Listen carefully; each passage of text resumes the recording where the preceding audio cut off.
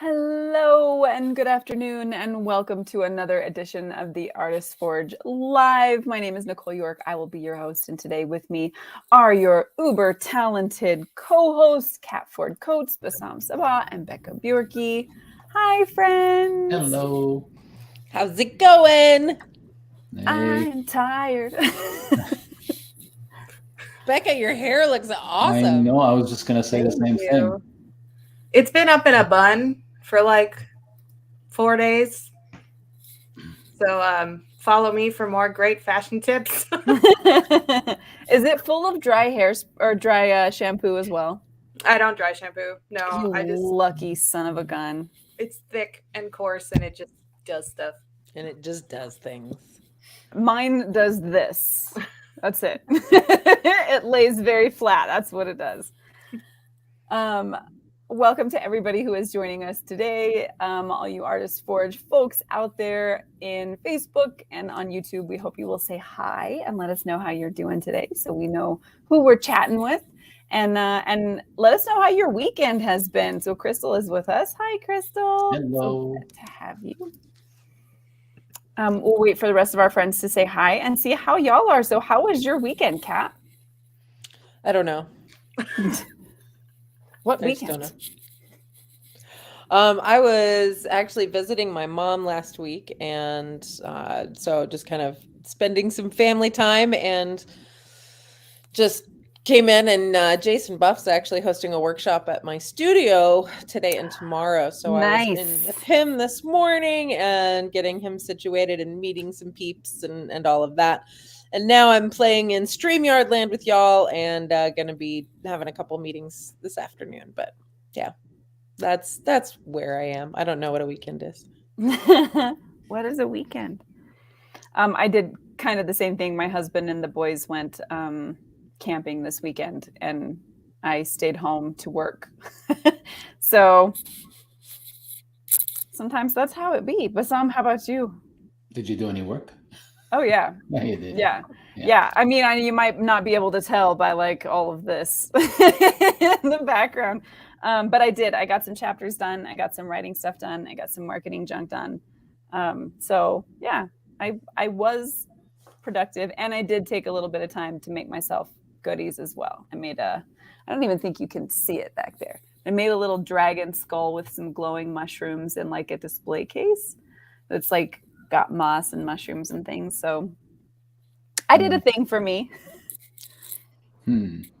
Well, you know what? Same thing for me. I've been pretty busy doing all kinds of things, but one thing for the last week or so, it's been technology week for me.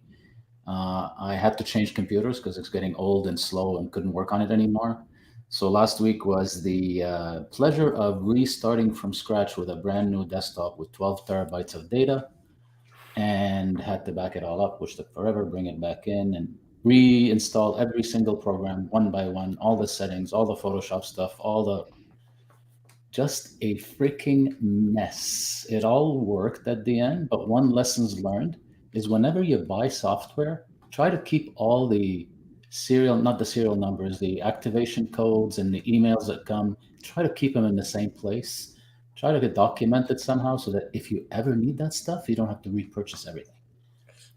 I learned that the hard way. I had to look forever, contact people, figure things out. Anyways, it was a total mess. It worked out really well, by the way. But yeah, it unplanned work, but it was a lot of work. And You then said to boot, 12 terabytes? sorry, I have like 3 big hard drives on internal hard drives, 4 actually. Oof. I like to keep everything. I back up everything and so on. But yeah, and to boot, my laptop's battery is not charging. I bought a new battery, bought a new charger, still not charging. Called Dell.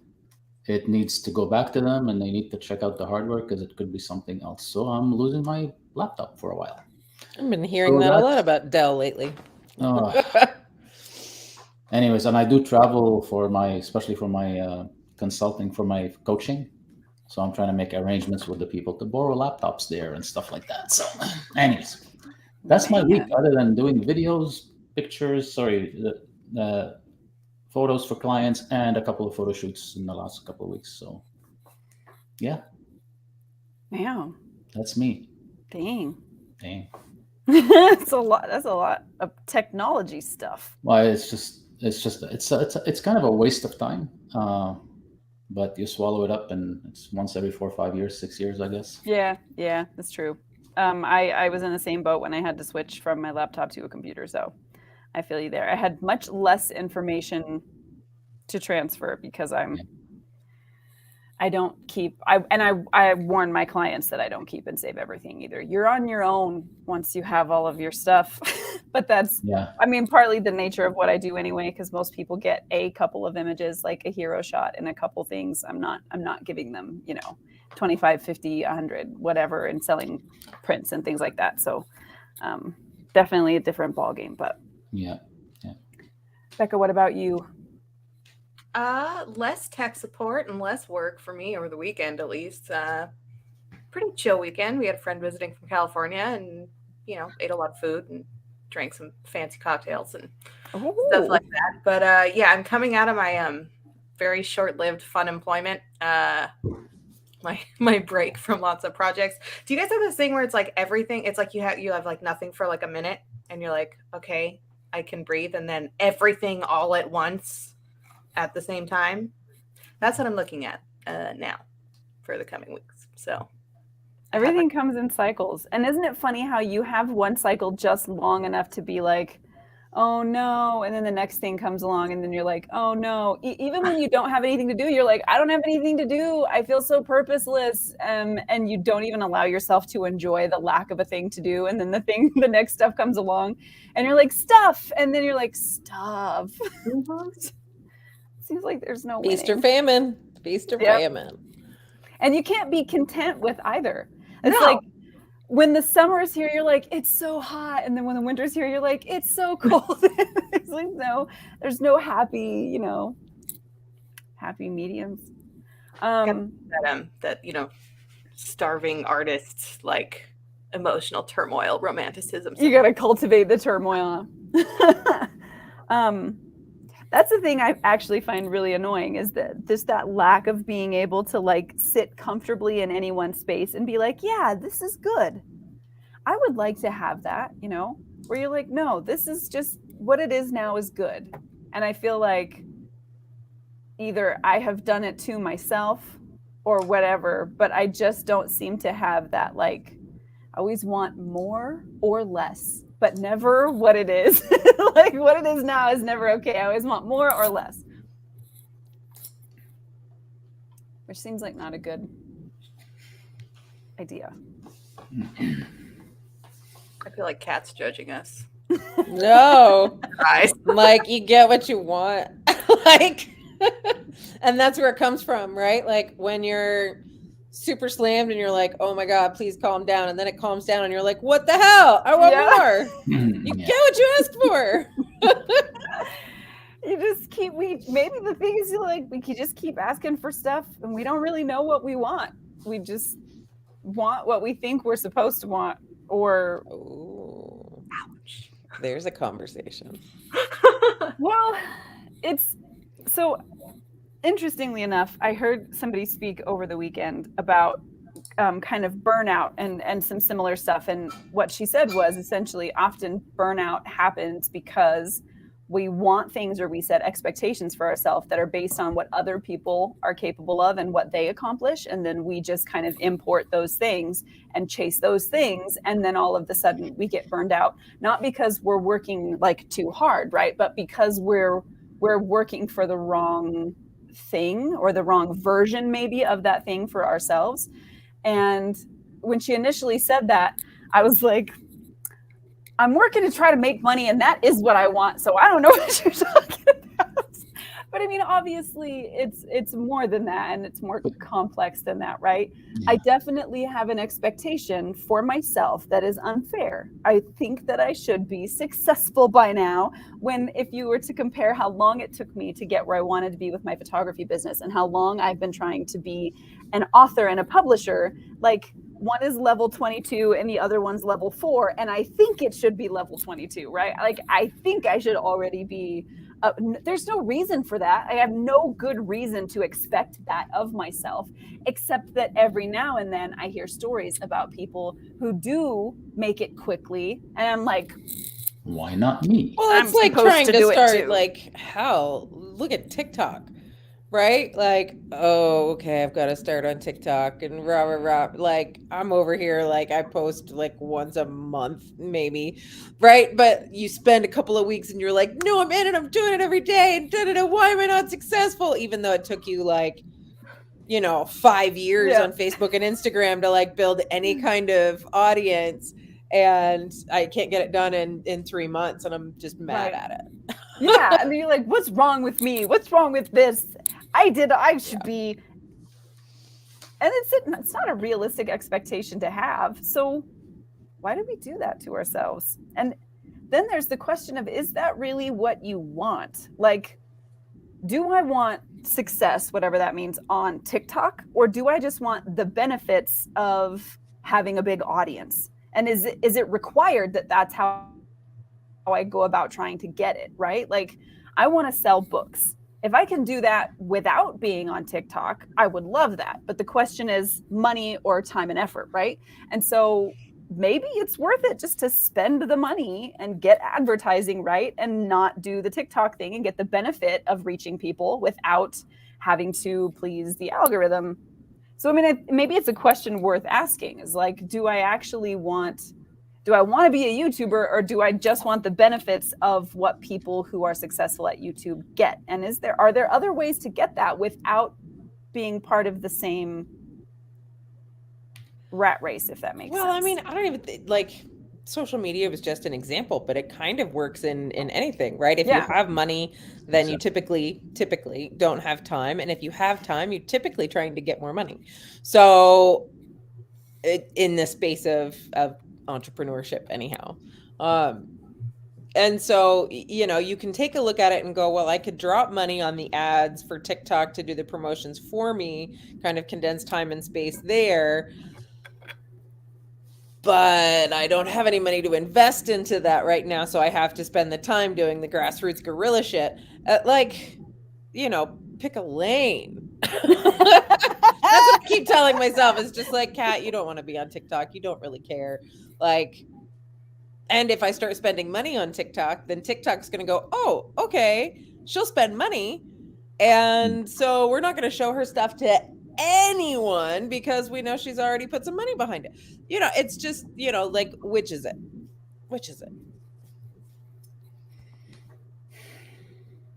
That's a happy Monday, y'all. Yeah. That's a heavy question. The way I see things is that it's when we look at other people, right? We're always looking at that top 2 or 3 or 5% that made it, right? That what we believe making it is, and what we don't realize is the work it takes to get there. There's only 2 or 3% that get there because they do the work that's necessary to get there. Right. So whether it's becoming a YouTuber or a TikToker or so on, the 2 or 3% that you look up to have done the work and spent the effort. And I don't know if they spent the money too, but they did what it takes. And what does it take to be at the level of success you want to be as a writer? Right? Do you want to be a Harry Potter type of writer, or do you want to be like you said, $100,000 good income, great income, and move on with life? I mean, do what it takes to get there. And if it's partly TikTok, partly that, yeah. Well, and I think a good way to sort of address it, whether we're talking about TikTok or authorship or success, like, what are your KPIs and how do you measure it? Yeah. How do you measure success, and then put a number on it?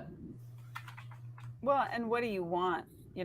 So here's an interesting example from my personal life. So my husband, as most of you know, just retired from the military, and he has the kind of job where he can make a lot of money if he chooses to go to the right places to work there. But after many conversations and deciding what we actually wanted our life to look like, if we were to move to the East Coast, he could make nearly $200,000 a year.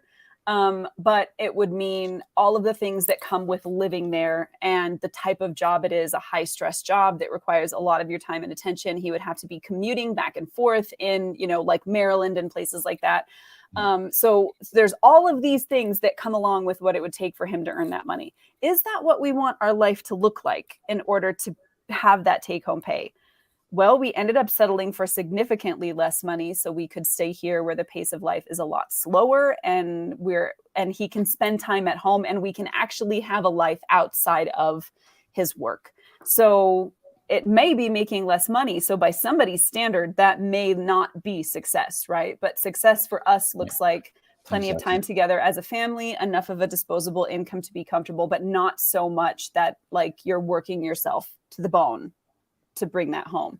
So, I mean, and would the cost of living be the same? I mean, the 200,000 there is the same as the 200,000 here, or? So no, I mean, 200,000 there or 180 right around in there would be almost like 120 here in New Mexico. Right. So when you say we settled for less money, that may not be true. Well, it is, but it's not. It's not so much that we're like, we would be fools. You know what I mean? Like we made a conscious decision on what we wanted our life to look like. And I know we've talked about that before, but like, and that's just an example to throw into the pot of, do you really want that? Because it's really easy to say, yeah, I want $200,000, right? Okay, but do you want your daily life to look like what it would have to look like for that to be the result? That's what a lot of celebrities, like, they have issue with fame, right? Like, so in order to have this record deal and this super successful tour and all this merch and like da-da-da-da, and then you have Kurt Cobain standing there like, I hate this. Yeah. Right? Like, because the quality of life has shifted so significantly that maybe I didn't want that after all. But hindsight's a bitch, Yeah. So like, I'm glad you guys sort of took that approach to that decision instead of just chasing the cash. Me too, honestly. Yeah, I mean, we've talked about, designing your life and work from what lifestyle do you want to live and work backwards and make it happen, because that's at the end of the day, that's the most important thing. Right. Now, if your lifestyle includes yachts and private jets, hey, there's no problem with that. But then you probably better make some different choices there. Exactly. Don't marry somebody in the military if you want a lifestyle of yachts. That's not how you're going to get it. I know you started to say something earlier, Becca. It's just the heaviness of like in the context of social media, right? Like, what is it that you actually want out of that? And is it just those benefits? I mean, that's just kind of something to grapple with, I think, for anyone who uses any form of like digital marketing or social media. Like, what is actually our goal here? And like, think about TikTok. I have not really met people through TikTok in the way that I have through other social media. It doesn't have that same social relationship building element, which is weird a little bit to me, I think, at least just in my millennial experience with MySpace, Facebook, Instagram,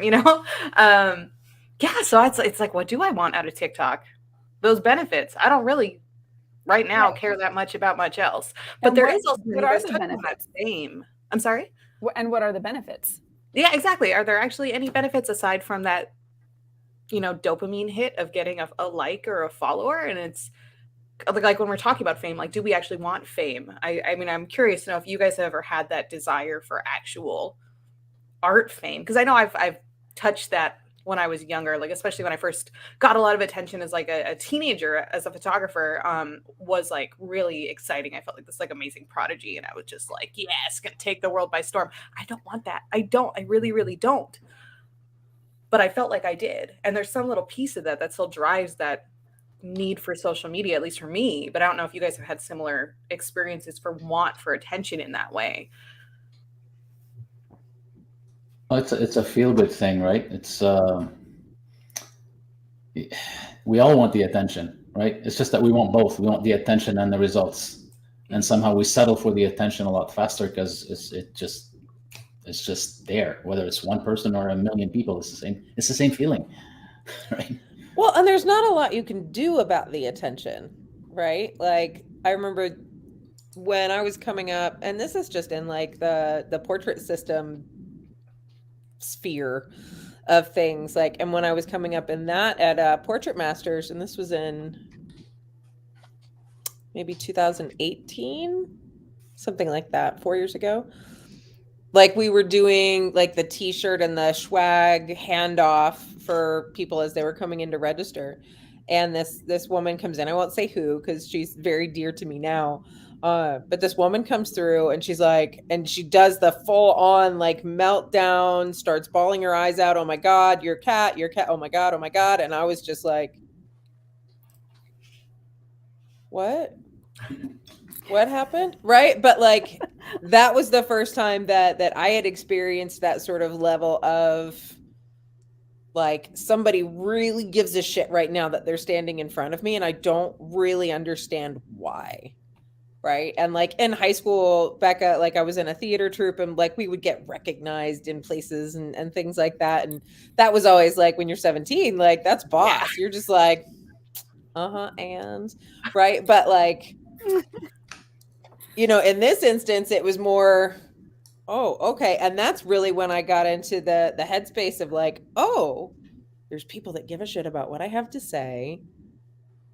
How do I lean into this? Right. You know, and then what do I want to get out of it? And that's when it was like, oh, what do I want to get out of it? Wait, I'm building relationships with people for what purpose? Hang on. What's going on? And that's like when that foundation kind of started being created, because I didn't want somebody to have like all of this expectation of who I am as a person without some way to really connect with them. Yes. Yeah. So I was like the family clown, I guess. Like when things would happen, they would trot me out and be like, Nikki, do the thing, you know, show people the thing, do the accent, do the thing, do that, whatever. Are you the youngest? You know. I'm the oldest. You're the oldest. Okay. Yeah. But I'm and my brother is this way as well. We're both definitely like, I got a scholarship. I was going to go to school for theater. Like that was going to be my whole thing. Put me in front of people. I'm super comfortable. And so I always thought like the signature that I have now is because I wanted to have a really great signature for my fans. So I practiced it like so much. I was like, no, this is prettier, until it was perfect. And so like, I definitely, when I was younger, was like, yes, I'm going to go off and be famous someday.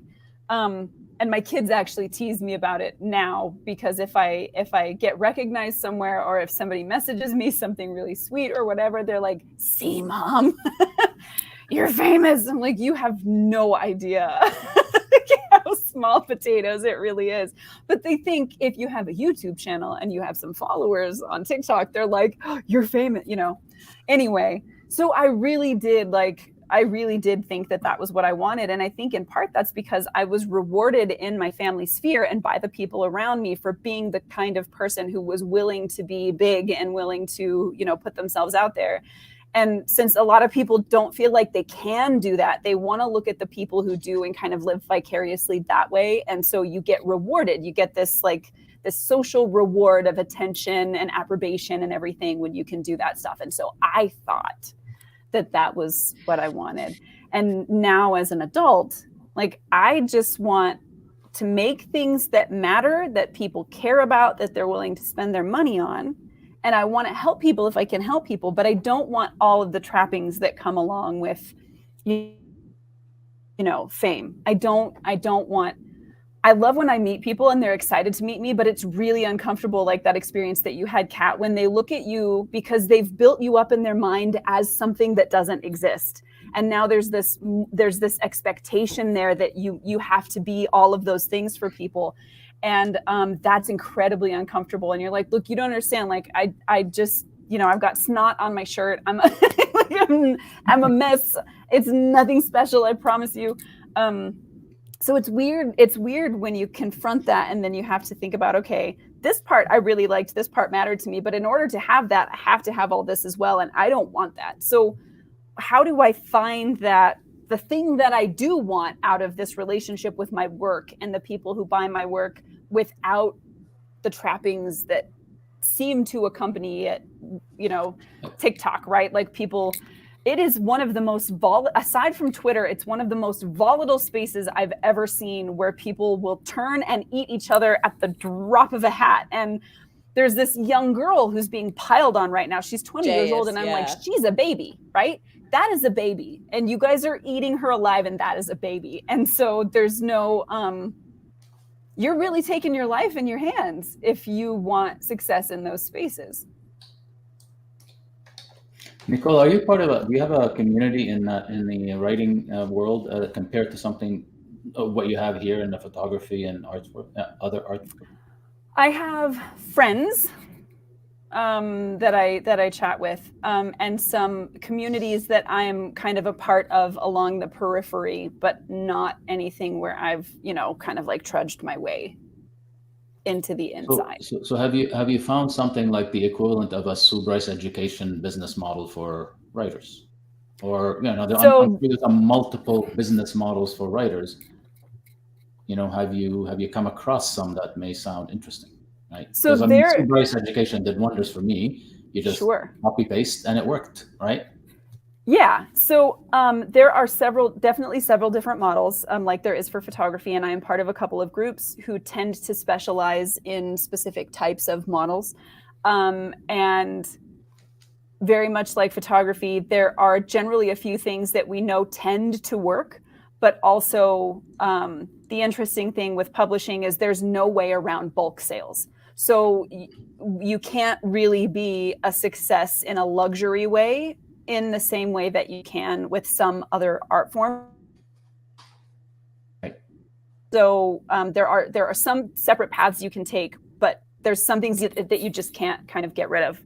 Anyway, all of that to say, yes, there are a couple of groups I'm part of that specialize on things like one of them is called 20 Books to 50K, and the guy who initialized this recognized that he's like, well, I have like 4 books out, they're making $7 a day a piece. If I made 20 books, I'd be making $50,000 a year. So I better just write 20 books and scale this up, right?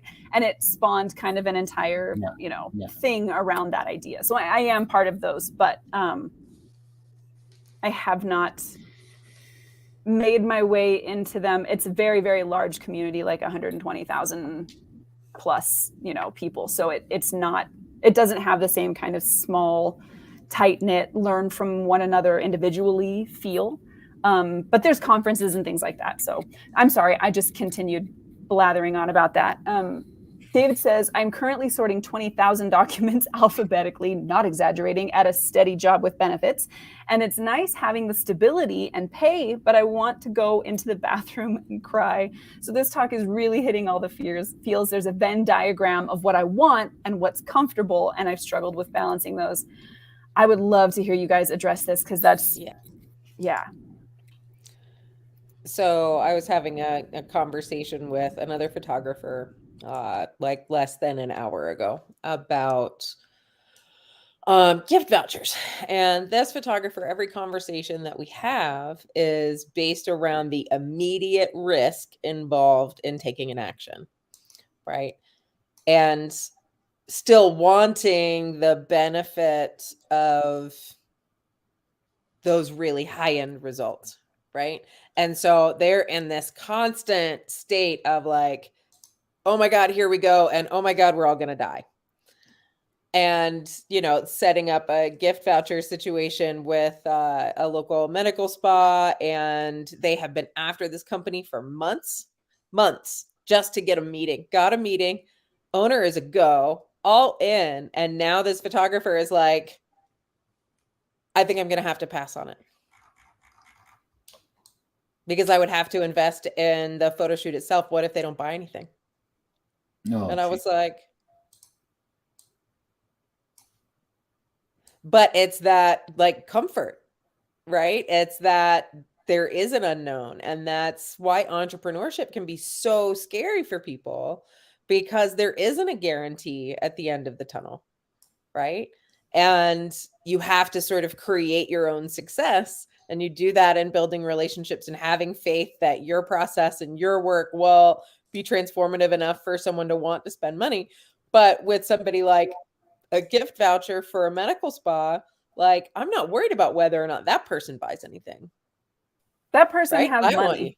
Well, they have money, right? Plain and simple. But secondly, I want them gifting their clients my work, right? I want them sending me the people who are spending $2,500 a quarter on their face, right? Like, please send them my way happily. And if that means that I take a $300 or $400 hit on the front end of having access to those people, then okay, Right. done.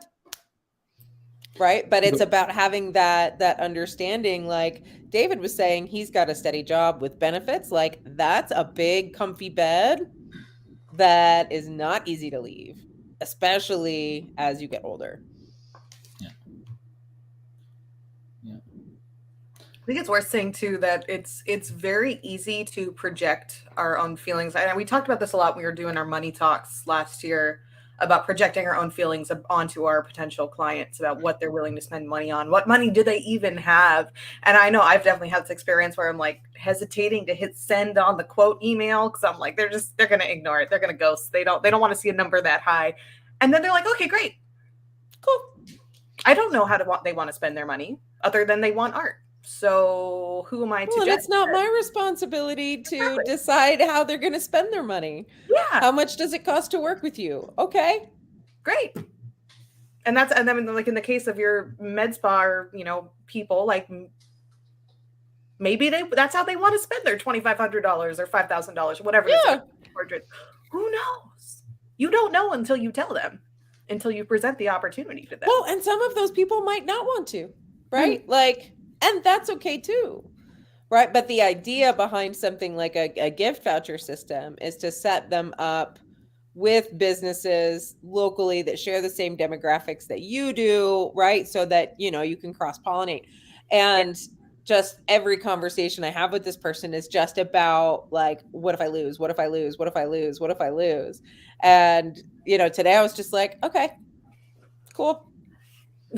So one of the things I found to best combat that, and I hope this maybe helps David too, is okay, so what if you lose? Mm-hmm. Like, and this is a conversation I have to have with my kiddo because he's always, since he was tiny, he's been a very risk averse kid. He's like, if I walk on that, I might fall. So I'll walk over here. Like he's constantly assessing and deciding what's the safest path. And of course, like that's great on the one hand, because it means we're really looking out for ourselves. But on the other hand, we're often unwilling to take the risks that are required in order to live the life that we're dreaming of in our head. So we really do have to ask ourselves, okay, so then what if I fail? So I spent $800 on a class about advertising books. I'm still paying for this class. There's a good chance that I will never make my money back off of this class. So what? That's $800 gone. Is that the end of my life? Am I all of a sudden going to cease to function? Am I going to stop writing if I don't make my money back on that class? Like, so what if I fail? Well, you're back where you started and you're still here. So what then? I think it's sometimes really important to go, okay, I'm about to go take this chance. I have written this many books. Nobody's reading them yet. Like, what does that look like as failure? Well, did you still write those books? Are you still really proud of the fact that you wrote those books? Do you think that failing is it worth failing at? If it is, then it's worth doing anyway. Well, and what are the lessons that come with the failure, right? Like, say you do gift a med spa owner a $2,000 gift voucher and they don't buy anything and it still costs you $300. Like, okay, well, what did you learn? No, but it's also that mindset of investment versus expense, right? I mean, it's people that go into business and thinking that they're not going to have to invest anything, whether it's time, money. I mean, it's just the wrong mindset. I mean, the amount, yes, maybe less, maybe more, but to have a full expectation that everything's an expense and I can't afford it, and don't go into business. I love what David said. I don't know if you guys remember this. We were talking about making tutorials, and he was talking about his kind of first time show running the tutorial, like from the front, and all of the mistakes that were made, and how he was feeling really down about, having made mistakes. And a mutual friend was like, well, it's a heck of a lot cheaper than a college course, man. Yep. Like, if you were to go pay for that education somewhere, you would have spent a whole lot more money and got a whole lot less education. So you just earned your degree, right? Like, I think we were talking about reframing things at that. That's when we talked that example. Yeah. And I really like that, because like, I could also like, I maybe I'll be a failure as an author, but I could also be a failure as a McDonald's worker. If I could fail no matter where I'm at in my life, why not fail at something I care enough about to keep trying? And then if that is a failure, it's just a reminder that everybody who has trod this path has failed, because the only people who succeed are the ones who've learned through failure. You don't get to the top without those lessons. So maybe you take a chance and you quit your job and you start your own photography business. And maybe you fail. That probably means your next photography business is going to succeed because you learned what not to do this time. Are you willing to take the bumps and scrapes along the way? If the answer is no, I can only do this if I succeed, then you are much better off working for somebody else and just doing your passion on the side as a hobby that you love.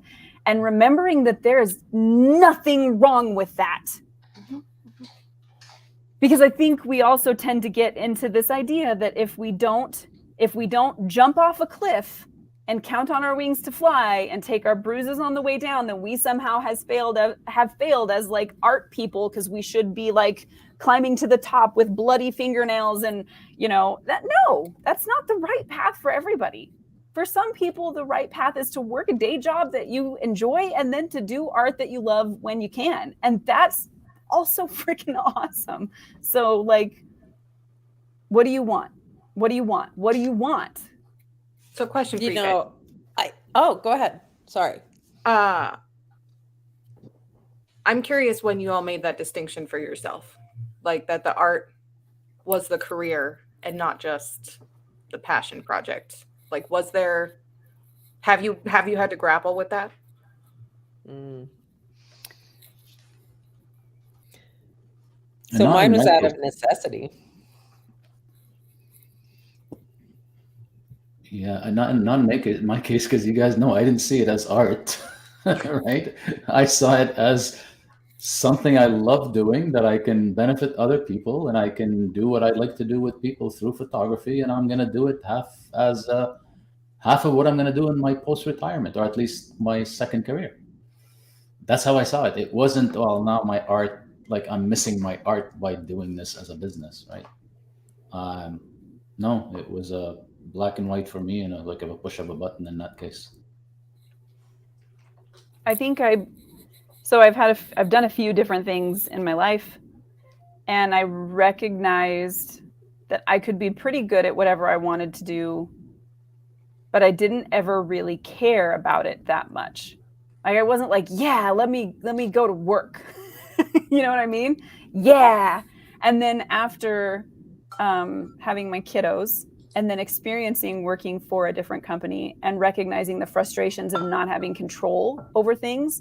And I know, and we've said this before, I think Sue has said this, and Kat, you've mentioned it before, but like at this point, I would not be a good fit working for somebody else.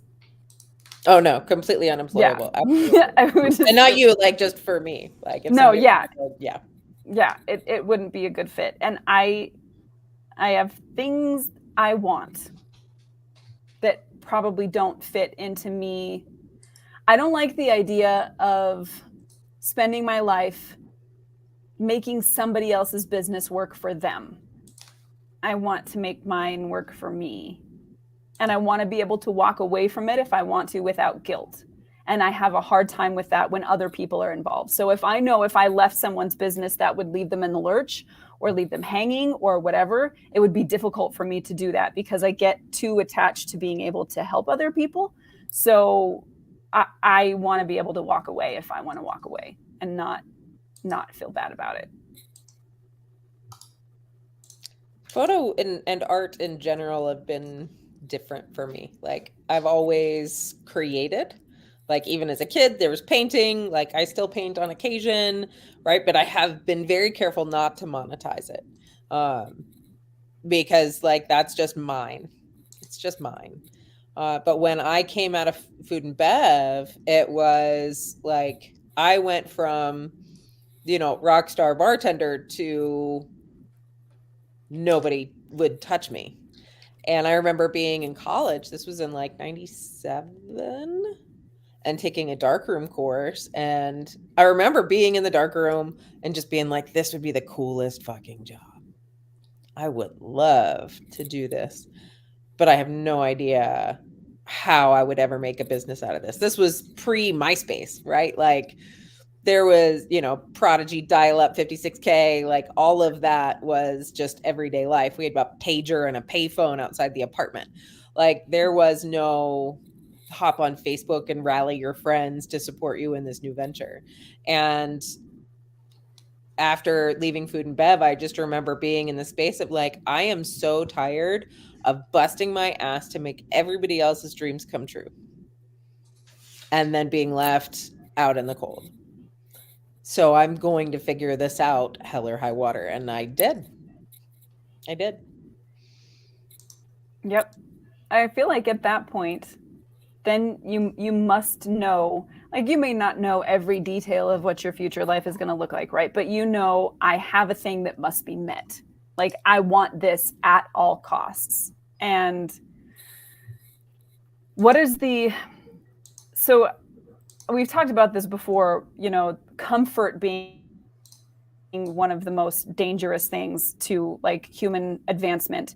And there's a reason that advancement seems to follow cycles of like, we mentioned earlier, feast and famine, right? There's a reason all of that tends to follow cycles. And it's because once we get comfortable, our biological imperative is to keep that safe, to stay there, even if it's not ideal, right? So if ideal is here and comfort is here, we will stay here, even though ideal is probably within reach, because the danger of losing the warmth, the food, the whatever is too much to bear, unless we have failed before.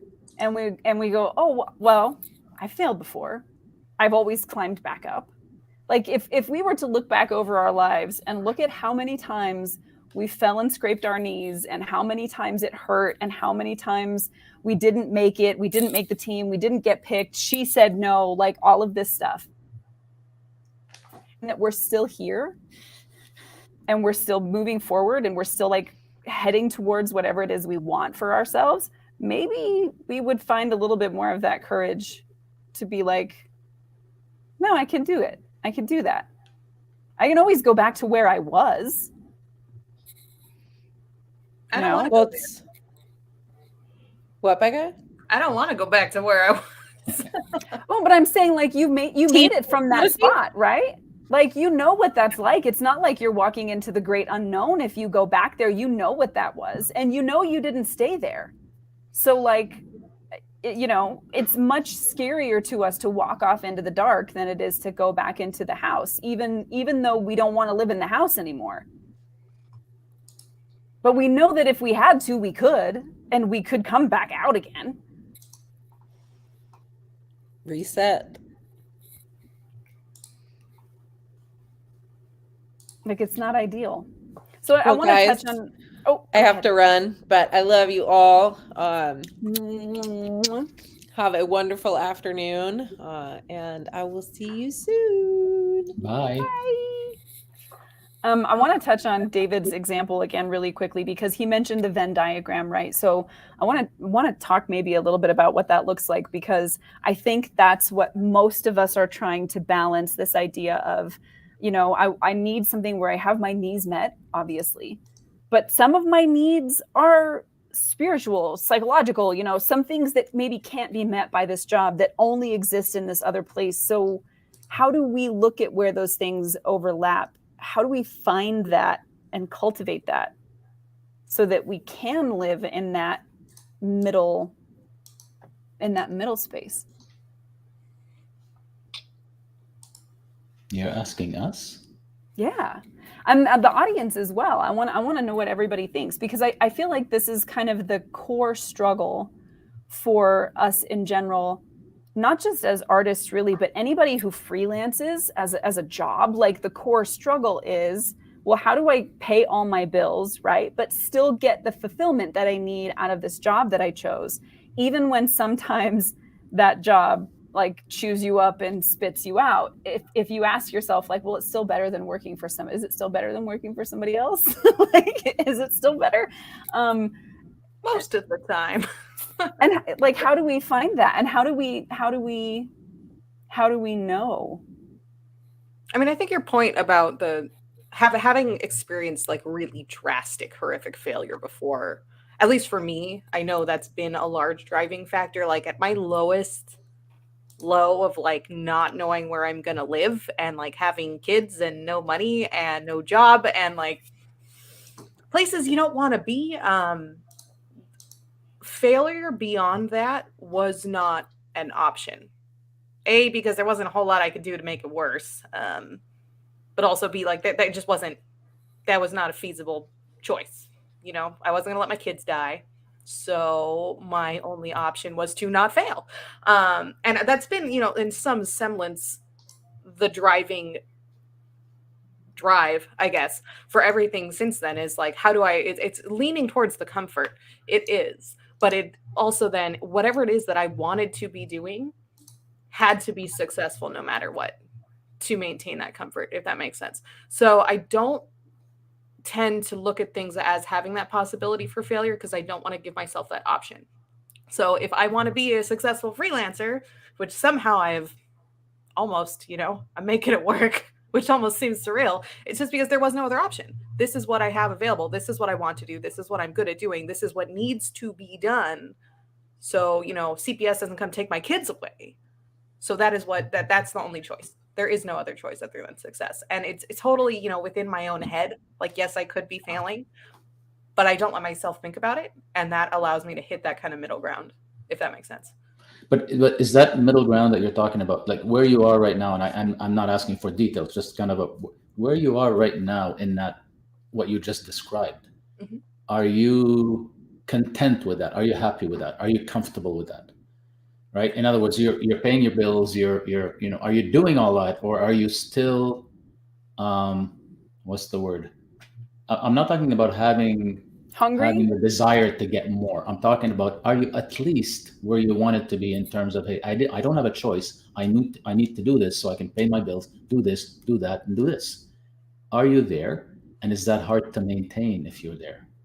It is. And I would say that the parts that are hard to maintain are honestly also all in my head. I mean, it's things like probably having ADHD, you know, like things like that, like finding the focus and the personal, like emotional wellness that I need as a person to perform well, which admittedly gets harder the more content I am.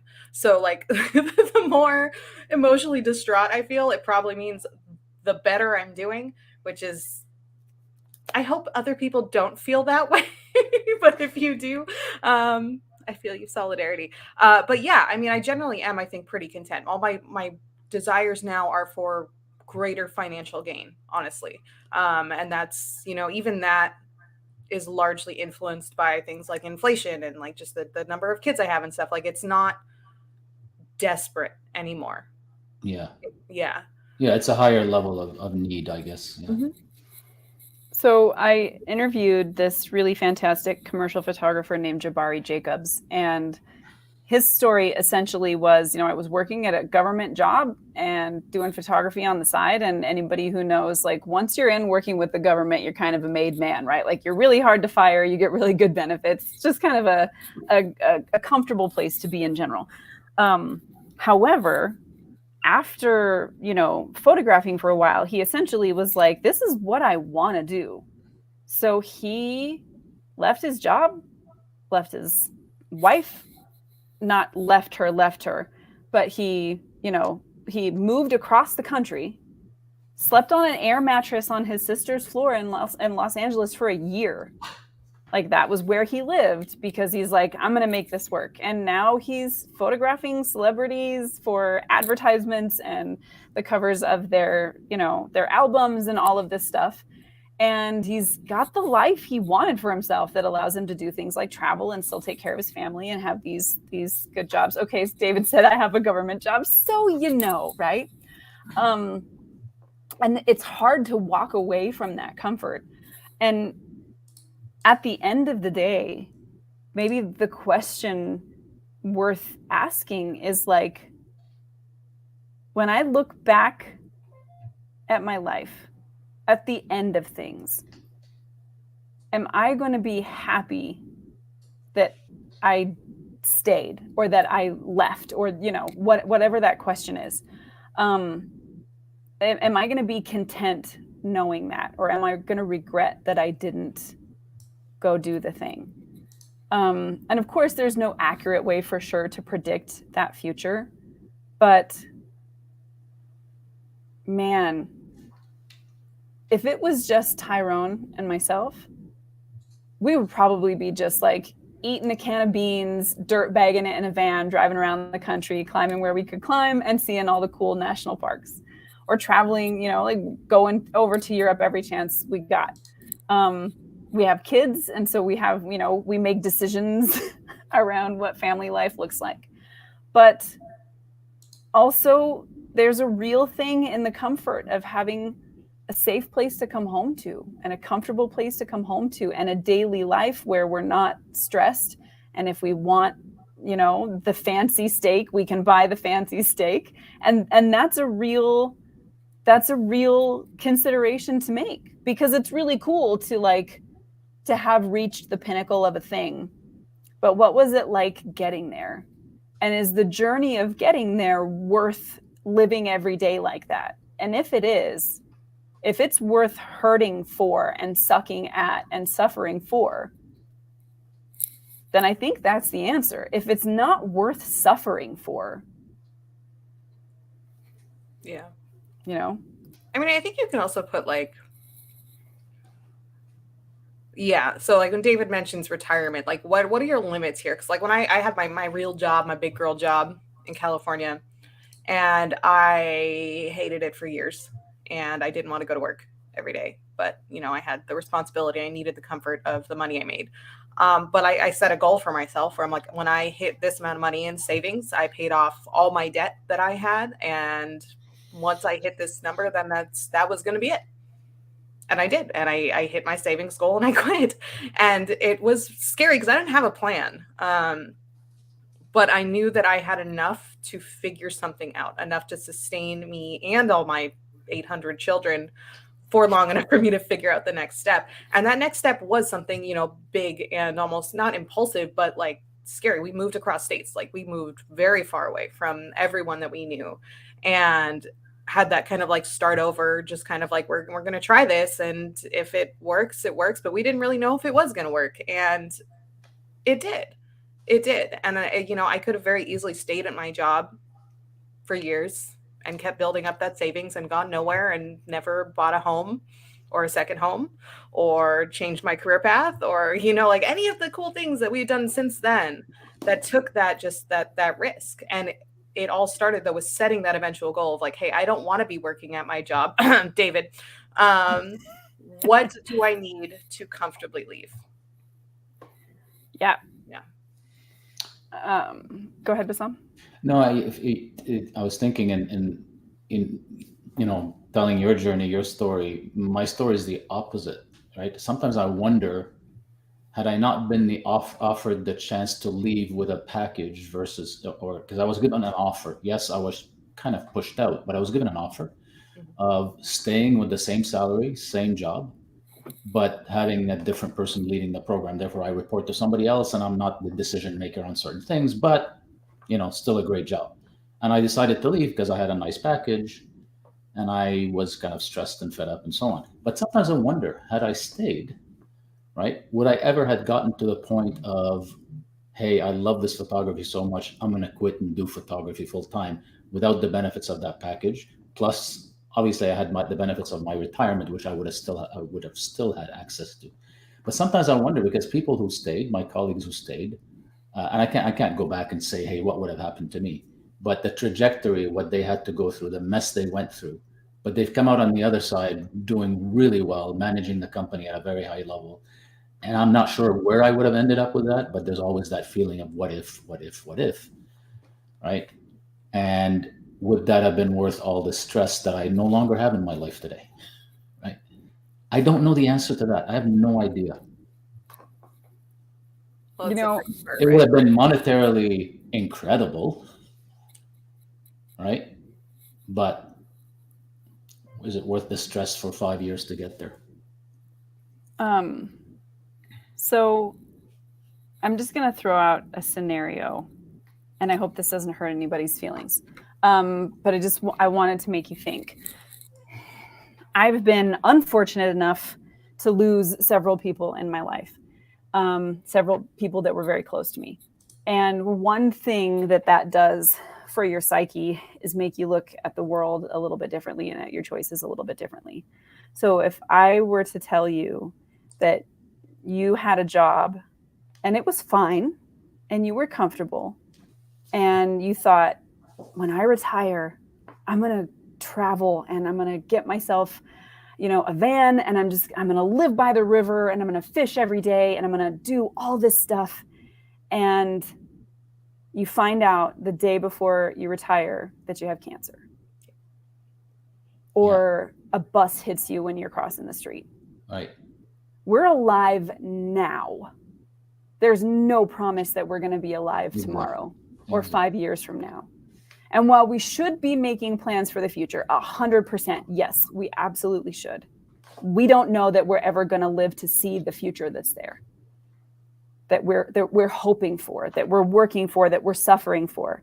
And if daily life to you looks like suffering in the service of the potential future, I would just say, live a daily life that makes you glad to be alive. Whatever changes you have to make to look like, to change the way that looks. I'm not saying that we shouldn't take risks that are going to be difficult, but we should know while we're taking them or while we're making those sacrifices, I'm still happy to do this. If I never get to live in my van by the river, I'm still happy I made this choice, because every day is better than it was in the other life. So yeah, case in point, I lived that journey, right? With my cancer, because it happened to me in 2018. Luckily, I came out on the right side so far. But yeah, you never know. You just never know. And just a quick story: my neighbor, who was a president of a company, I don't know if you know Breville, the coffee machine company, the coffee. Anyways, whatever. President of a company for many, many years. He retired on June 30th this year, right? 58 years old. All kinds of plans to enjoy retirement, good retirement, this, that, the other. On August 4th or a few weeks later, heart attack. Right? He's fine. He's for quadruple bypass surgery, in recovery right now, doing relatively well, but you just never know. Yeah. Yep. That's something I've been thinking about this a lot lately, actually. My husband is not super stoked on his job. And that's basically how I've been pushing at him. I'm like, babe, what's the breaking point, right? I want you to be happy with me and with the kids, with their home, whatever. And the job can't run that, And he actually, he went out to a barbecue the other day and he came home and he was, however many beers deep. And he's like, if I get hit by a bus tomorrow, which I think was his example, I will die happy. And I'm like, you can't do that because I'd be totally screwed. But I would not be happy if that were to happen. But it is a weird perspective, because I've thought about that a lot, with my kids when they were younger, because they're getting older now. And, I've been thinking a lot of oh my God, they're going to move out, I think. Hopefully, kind of. But, oh no, they're going to leave. And I wasn't as available as I could have been when they were very small, because I was completely down and out, and I had to make those sacrifices to make money, to have a home, to not be at a woman's shelter with my babies, and it's a very different experience being an older adult and having the resources, people to spend more time with them and give them everything that they want, versus just trying to survive. And like, there is some part of me that's like, wow, I wish I could have not, I wish I didn't have to grind so hard and miss so much life that we're never going to get that back, you know? So cough, David, don't waste your time. I think it's just like, as we close for today, you know, I mentioned my husband retired from the military, so it's the first retirement. He will have worked long enough to have 2 retirements by the time he's like retirement age. But we made the decision as we were there, when we were still in the military, and we're like, okay, we're at the point now where it's a make it or break it moment. Do we stay or do we go? Can we live with what life is now? Like, are we happy now? Because he was deploying, obviously. The worst one, my dad passed away. We had to put our dog of almost 10 years down. I had just had a baby, and my husband left for the Philippines within 2 weeks. So it was just a shit show of everything, right? And at that point, you ask yourself, like, if what we have now, this thing where you leave and I have to continue to make life run for our whole family while you're gone, and you're in danger and we have to deal with that danger, like, is it worth still living that way every day, even if retirement never happened? Would I curse my life and go, it was wasted waiting for retirement, right? Or not just that, but anything. Like, would I say we should never have whatever? Or would we say, no, we were happy. We were happy.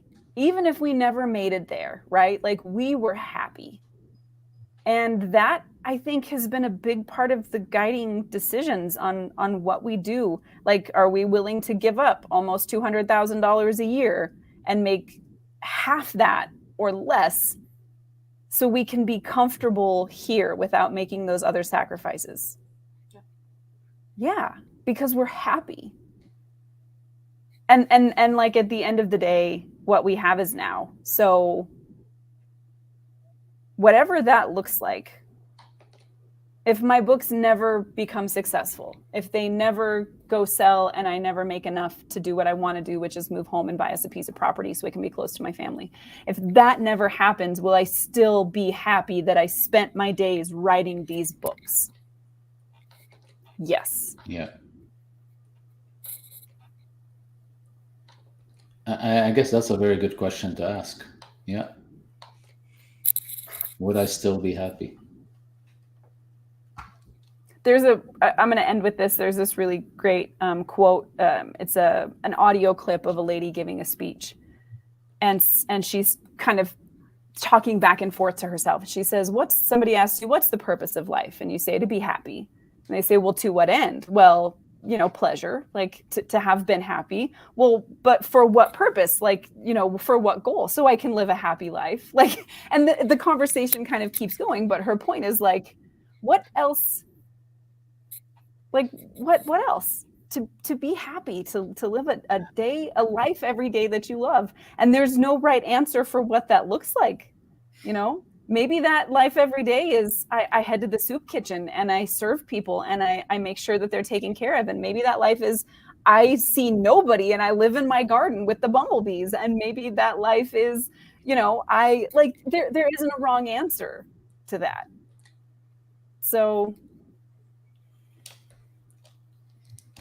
don't waste it, I guess. I mean, I guess that's the only thing, right? Like, we are, it is too easy for comfort to become a blinder that lets you walk blind through your life.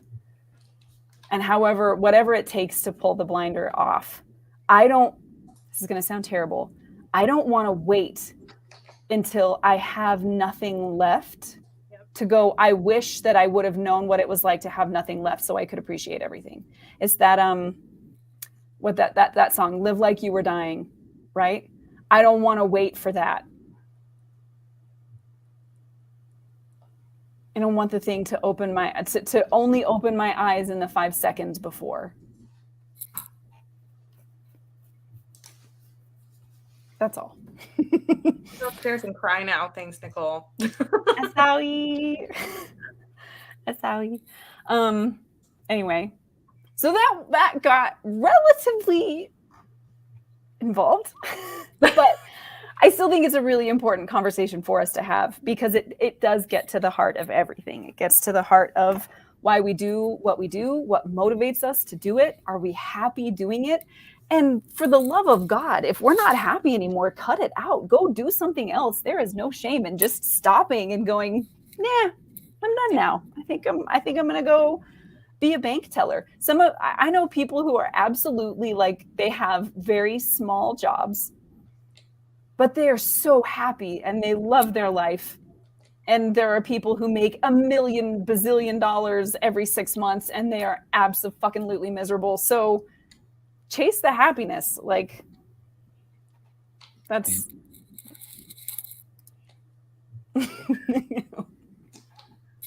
Don't do that, David. You're gonna get Cheeto dust on the files. Oh, he's eating Cheetos and filing things. Living on the edge, my man. Now that you have done that, nothing else should be scary in your life. All right, y'all. I hope the conversation was at least entertaining, if not giving you maybe something to think about and some stuff to consider for yourself. I know every time we have conversations like this, it does for me. So, all right, you get a pass. It does for me. So I hope that it did for you and, gave you some things to think about and maybe just a new set of lenses through which to look at your life and go, am I happy?